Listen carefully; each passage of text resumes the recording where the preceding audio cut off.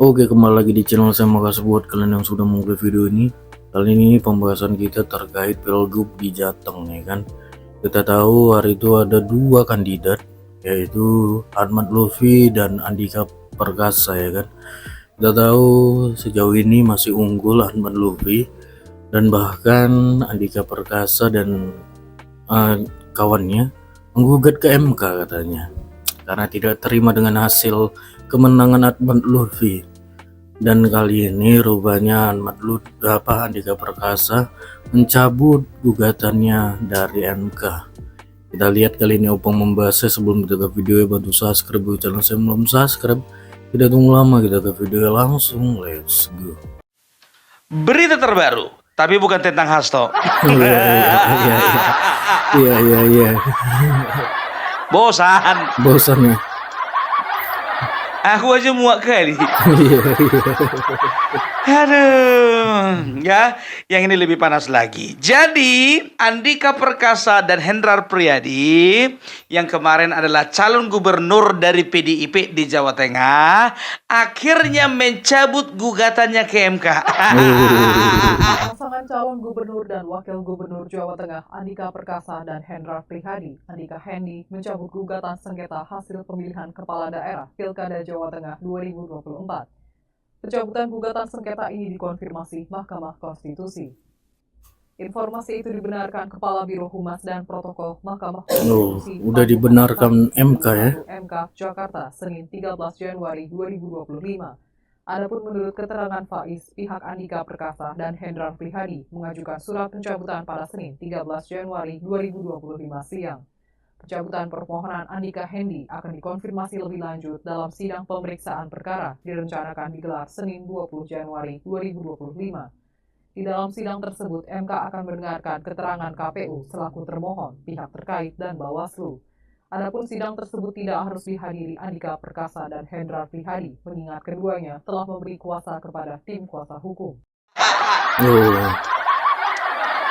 Jadi belum yang nyambung ya. Ini frekuensinya harus disambungkan ini, karena frekuensi kalian semuanya tentang si Hasto ini.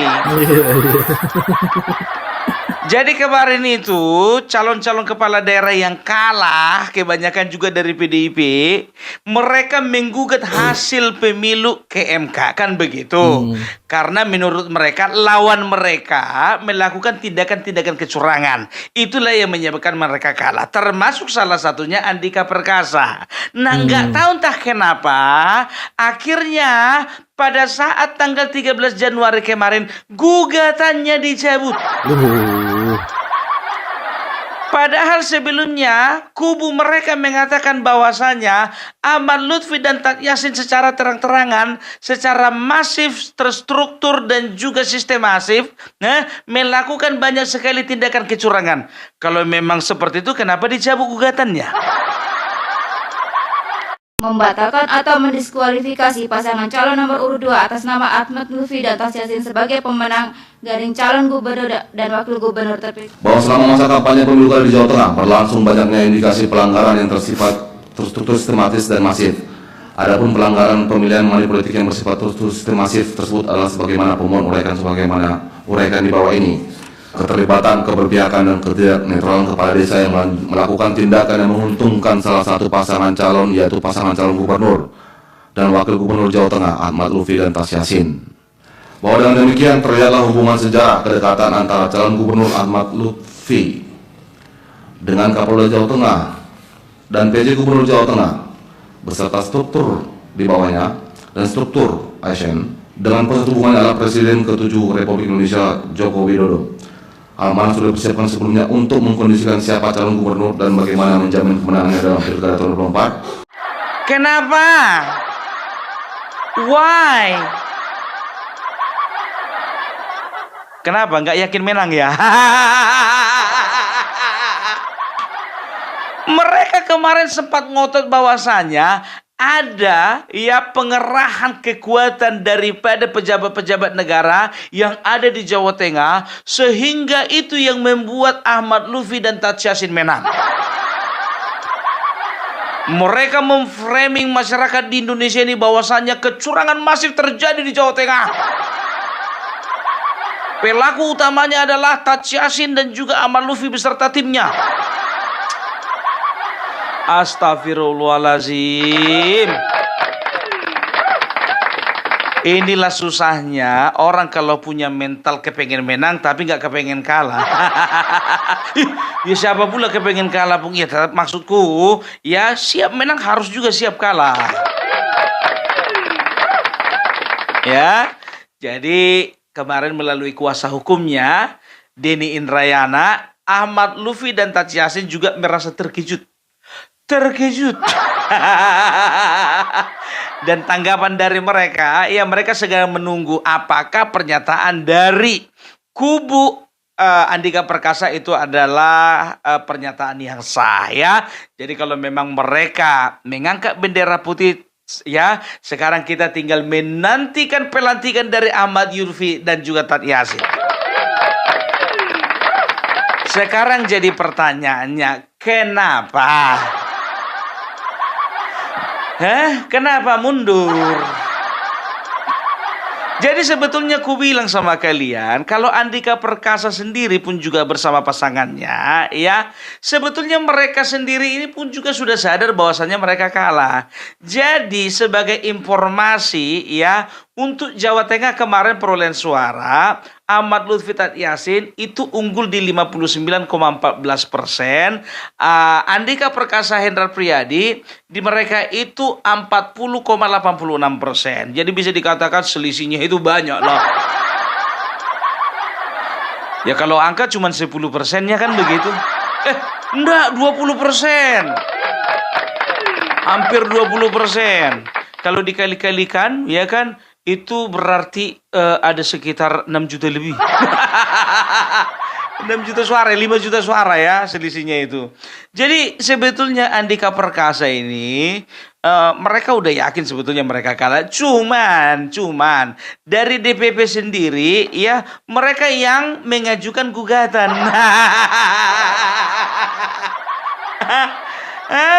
Jadi udahlah sebetulnya ingat ya, Andika Perkasa itu seorang tentara, seorang prajurit. Dia itu seorang komandan dan dia bisa mengukur kapan harus maju, kapan harus mundur. Saatnya maju, saatnya mundur ya mundur. Jangan saatnya mundur maju.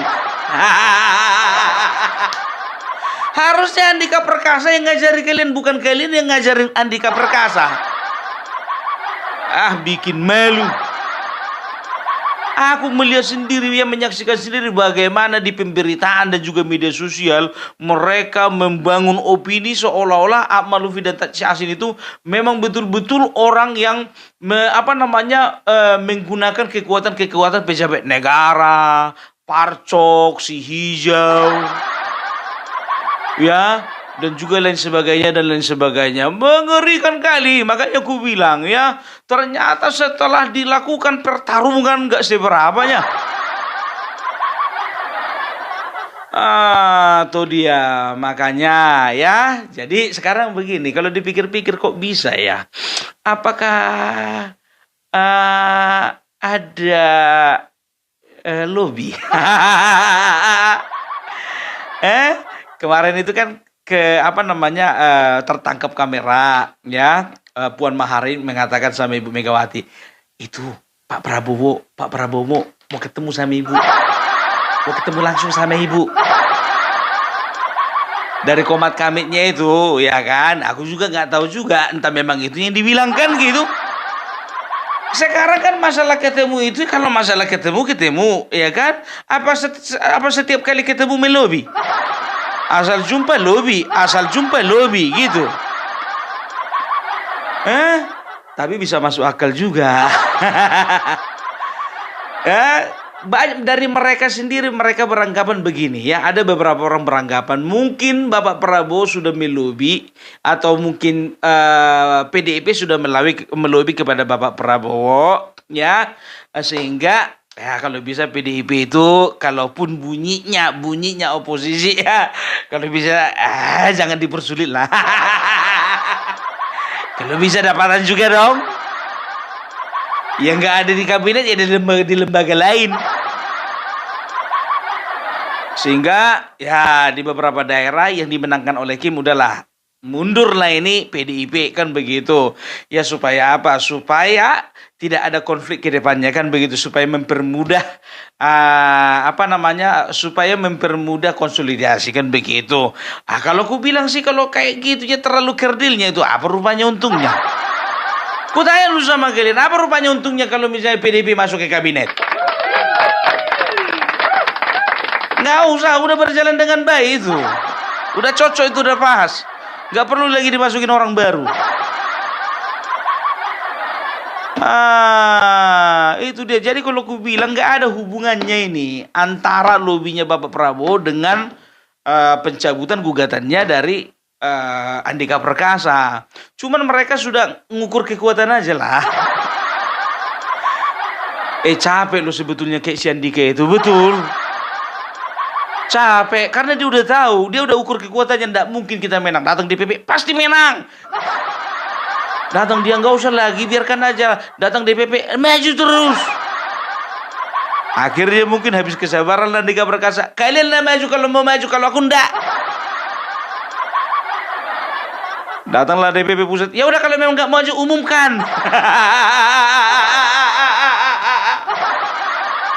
Makanya ketika wartawan bertanya kepada Jenderal Priadi, kenapa bisa begitu? Tanya aja lah DPP langsung.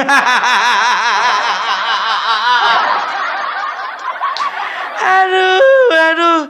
Jadi udah saya bahwasanya ya kandang banteng sudah diserahkan kepada burung Garuda. Jadi udah nggak ada lagi namanya kandang banteng, karena bantengnya sendiri pun juga udah nggak mau lagi mempertahankan. Coba mereka menganggap itu kandang banteng, makanya mereka berpikir bahwasanya Jawa Tengah adalah martabat kita, Jawa Tengah adalah marwah kita, Jawa Tengah itu adalah harga diri kita, adalah kebanggaan kita. Sudah bertahun-tahun, berpuluh-puluh tahun, bahkan sejak PDIP didirikan, Jawa Tengah adalah basis kita, kandang kita. Ternyata di ujung nggak bisa dipertahankan. Iya kan? Itu dia, makanya jadi di sini sudah sah ya. Jadi jangan pernah lagi Jawa Tengah kalian bilang kandang banteng. Ya, karena banteng sendiri, sisa-sisa banteng di sana sudah mundur teratur. Mundur teratur. Kan begitu. Itu makanya aku bilang kayak mana nggak mundur teratur, ya kan? Mereka lagi lagi mempelajari materi apa yang akan mereka pertarungkan di persidangan, ya kan? Tapi sambil juga mereka melihat beberapa orang, bahkan banyak orang datang berdharma wisata ke rumah Bapak Jokowi.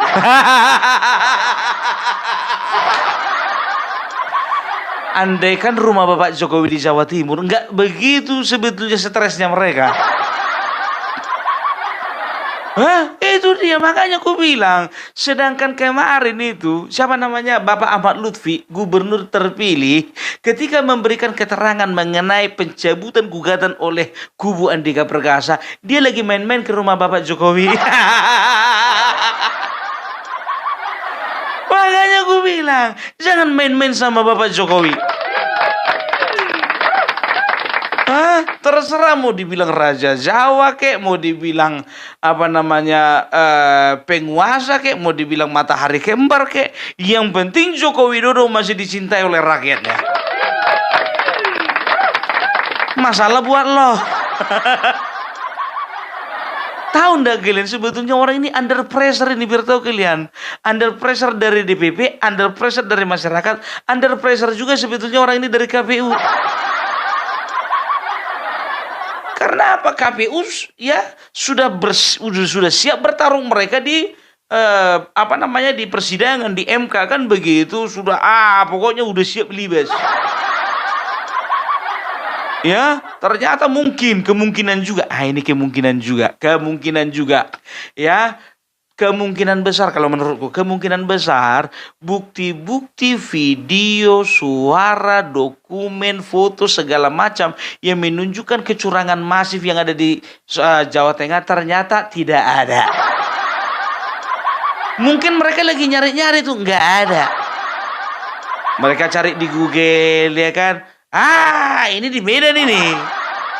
Jawa Tengah. Lagi bicara. Lah, ini di Jawa Timur. Lagi dibuka lagi, ya kan, cari-cari foto, cari gambar. Monas itu. Mananya apa lagi mau kita bikin? Ternyata apa? Tidak bisa mereka menciptakan atau merekayasa situasi di mana mereka mengatakan bahwasanya pihak lawan ternyata melakukan kecurangan. Gatot gagal total. Ya udah, daripada malu lebih bagus mundur teratur. Bagaimana? Sumatera Utara masih mau kalian gas juga? Mundur kalian daripada malu. Bikin malu aja. Aduh. Ya pokoknya kita sudah bisa melihat bagaimana kelihayan seorang Joko Widodo ya memainkan bidak caturnya itu sehingga apa? Sehingga ya bidak catur lawan itu bertumbangan satu persatu. Itu dia, nggak perlu melakukan hal-hal yang curang. Ya lakukan saja kebaikan untuk menang. Itu dia. Ada rencana mau demo lagi? Hah? Ya, jadi udah jelas ya. Udah jelas. Jadi, ya, kalau untuk Jawa Tengah, mari kita sambut gubernur terpilih kita, Ahmad Lutfi dan juga Taj Yassin. Aduh, tinggal lantik, Wak. Tinggal lantik. Sebetulnya Sumatera Utara pun juga tinggal lantik juga itu. Cuman mereka itu, ya, cemana lah mau dibilang. Nah, udah gadung kan begitu. Wis terlanjur. Ya, jadi itu aja dulu dari Opung Perbelak sore ini. Mudah-mudahan di tengah hiruk pikuk ya mengenai pemberitaan Hasto, kita disegarkan dengan pemberitaan baru. Iya Pung, pemberitaan baru memang Pung, tapi tetap juga partainya sama. Suka kali kau membahas si merah. Aku bukannya suka membahas si merah karena memang yang lagi bermasalah mereka. Yang banyakan masalah mau dibahas. Cemana mau dibilang, iya kan, laku keras. Tapi kalau ku bahas ini datang orang gitu, nggak hidup rupanya kau ya kalau nggak bahas PDIP.